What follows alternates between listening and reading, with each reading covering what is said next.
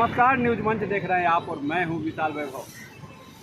कार्तिक आर्यन, जी हाँ, बॉलीवुड स्टार कार्तिक आर्यन जो है वो पटना पहुंचे और पटना पहुंचकर जो है अपने फिल्म उनका जो अभी हाल ही में रिलीज हुई है भूल भुलैया 3, इसके प्रमोशन के लिए वो पटना है और यहाँ पत्रकारों से बातचीत करते हुए उन्होंने कहा कि जो है हम ऑडियंस और फैंस को धन्यवाद देता हूँ जिन्होंने इतना प्यार दिया और अपने इस भूल भुलैया 3 जो उनकी मूवी रिलीज हुई है इसको लेकर भी वो क्या कुछ कहा है उन्होंने। आपको आइए सुनवाते हैं कार्तिक आर्यन का ये बयान। बने रहिए न्यूज मंच के साथ। न्यूज मंच के लिए पटना से नीरज कुमार के साथ विशाल वैभव, Patna. Yeah, hi everyone. Thank you so much for having me here. 3 घंटा 4 घंटा फ्लाइट लेट हो गई आज हमारी, तो जस्ट स्ट्रेट अवे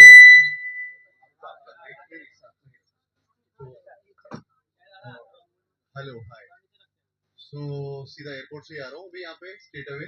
पर मेरा पहली बार पटना में और आप सबके साथ मेरा पहली बार पटना में है और मैं बहुत एक्साइटेड हूँ यहाँ पे। मैं माइक के बिना बोलूं? माइक के बिना बेटर है ना? हाँ, ये बेटर है। आप माइक ऑफ चलेगा, इससे बोल दो। हाँ,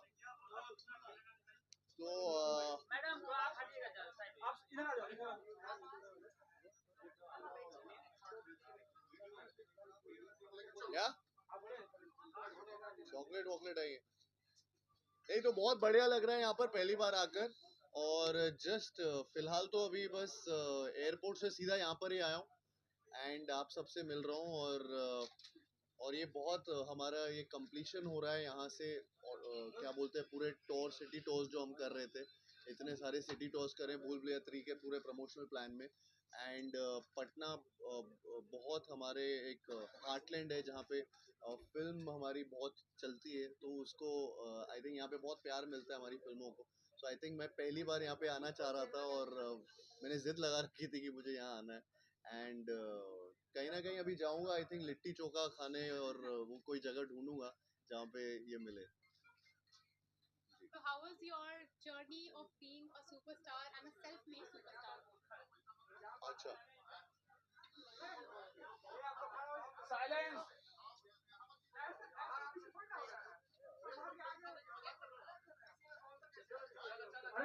ठीक है साहब। हाँ, अच्छा ठीक है।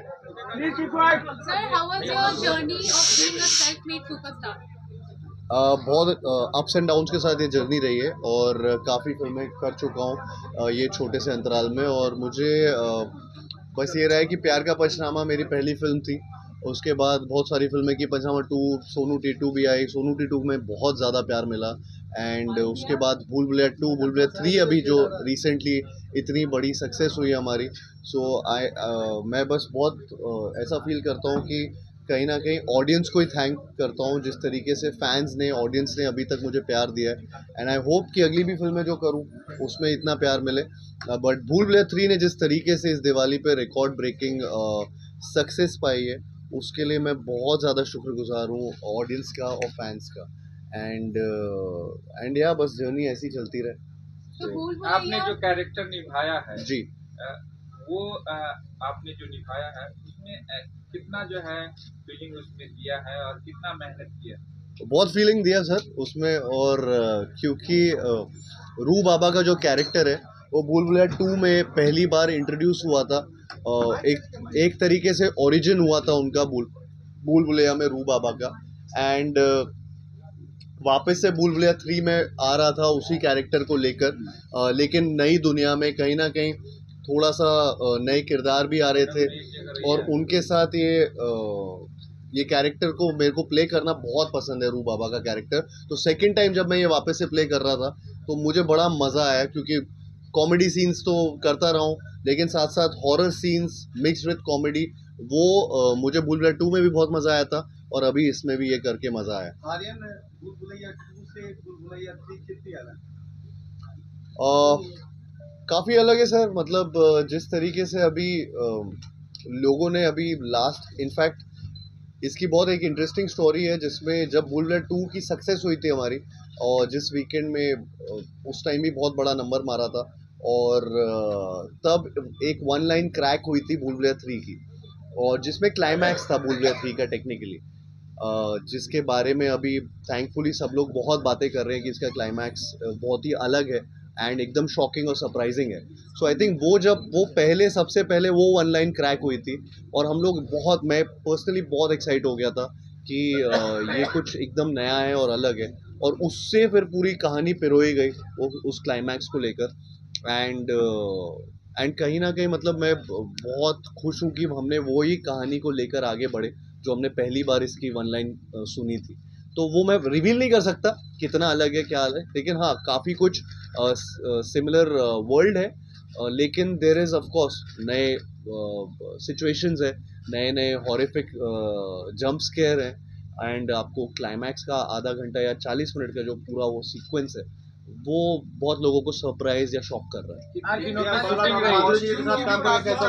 और बहुत बहुत बहुत बढ़िया लगा, मतलब माधुरी जी और विद्या जी के साथ काम करके अगेन वो वेटरन्स हैं, और जिस तरीके से उनसे आज तक मैं खुद बहुत प्रभावित रहा हूँ उनके काम को देखकर, तो पहली बार लाइव एक्सपीरियंस कर रहा था वो चीज़, तो मेरे लिए बहुत ही लर्निंग, और साथ साथ मुझे एक्चुअली ऐसा लग रहा था मैं अपने कॉलेज के दोस्तों के साथ, उनका ऐसा स्वभाव रहता है, तो उनके साथ जब काम कर रहा था तो ऐसा लग रहा था कि विद्या जी भी पूरे टाइम कुछ ना कुछ बोलती रहती हैं, माधुरी जी भी ऐसे ही, तो वो दोनों के साथ काम करने सीखने का भी बहुत मौका मिला, लेकिन साथ साथ बहुत अच्छी हम लोग की एक कामराडरी, एक फ्रेंडशिप हुई इस पूरे फिल्म मेकिंग प्रोसेस में, और एंड ये बहुत मेरे लिए बहुत बड़ी अपॉर्चुनिटी थी इनके साथ काम करने का मौका मिला।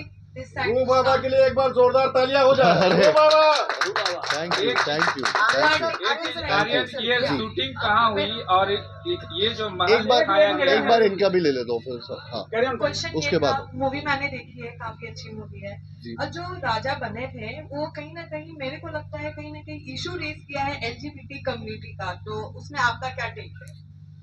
जी, मैं अभी ज़्यादा चीज़ें रिवील नहीं कर सकता हूँ ये सवाल को लेकर, पर मैं ये बोलना चाहूँगा कि बहुत दिल से इस फिल्म में काम किया है, और बहुत सारे लोग इससे इमोशनली अटैच भी हुए हैं, एंड आई थिंक जिस तरीके का ये किरदार था मेरे लिए बहुत ही अलग और बहुत ही कॉम्प्लिकेटेड इंटरनली एक कैरेक्टर था, जिसमें जो मैं पहली बार ऐसा ड्वेल कर रहा था।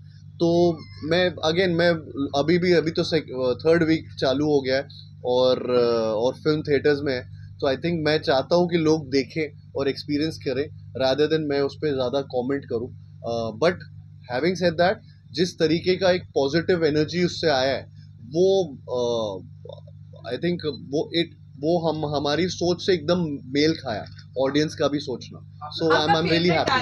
आपने अपनी फिल्म को देखी? Manju, I am coming for you. आपने अपनी फिल्म को देखी?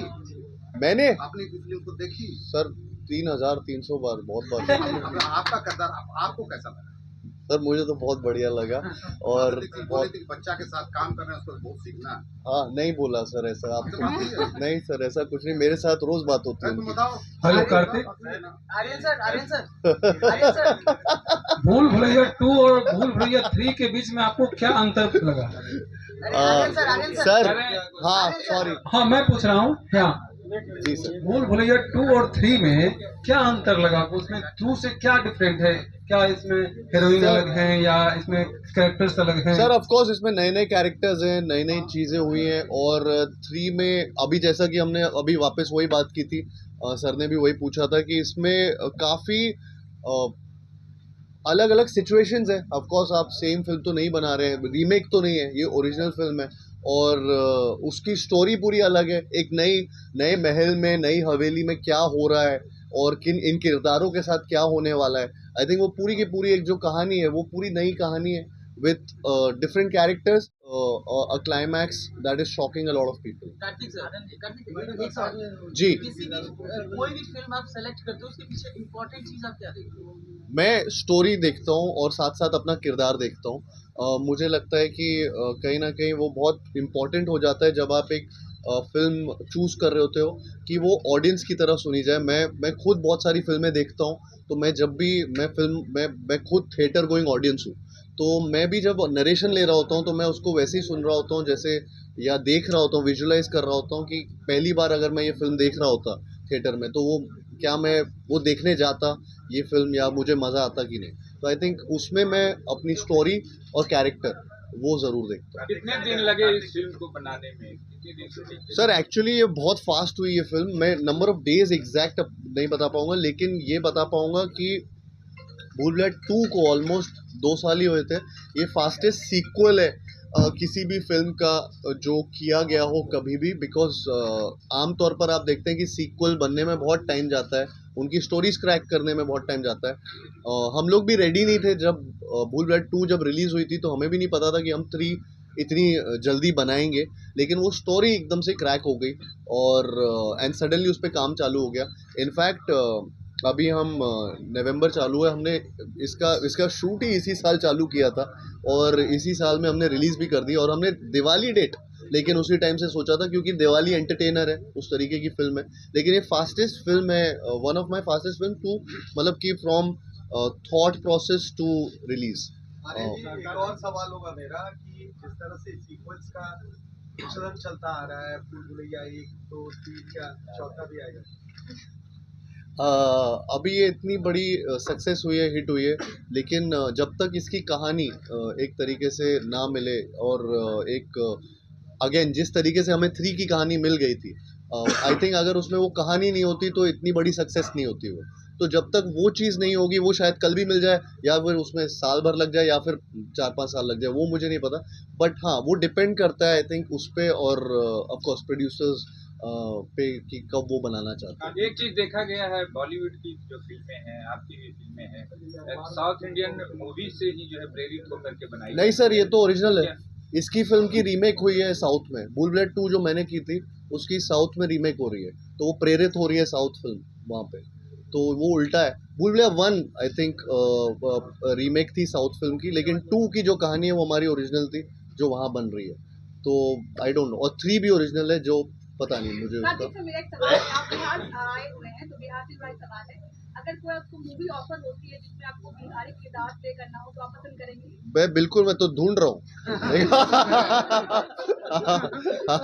आप पे ऑफर है तो बताइए। अगर ऑफर मिली तो करेंगे? बिल्कुल करूँगा, बिल्कुल करूँगा। बिहार में फिल्म सिटी भी बनने जा रहा, फिल्मों के लिए बिहार सरकार ने योगदान भी अपना देना शुरू कर दिया है, तो क्या कहेंगे बिहार सरकार? बहुत बढ़िया बात है। आई थिंक ये जो इनिशिएटिव है, ये बहुत बड़ा इनिशिएटिव है। इनफैक्ट ये एंटरटेनमेंट यहाँ पे बहुत माना जाता है और सब पसंद करते हैं। तो यहाँ पे फिल्म सिटी आना और ये गवर्नमेंट को करना, उसके लिए इतना आई थिंक ये बहुत ही अच्छी बात है एंड मैं उसकी बहुत सराहना करता हूँ। हाँ कार्तिक जी, मैं अभय आर्य बोल रहा हूँ।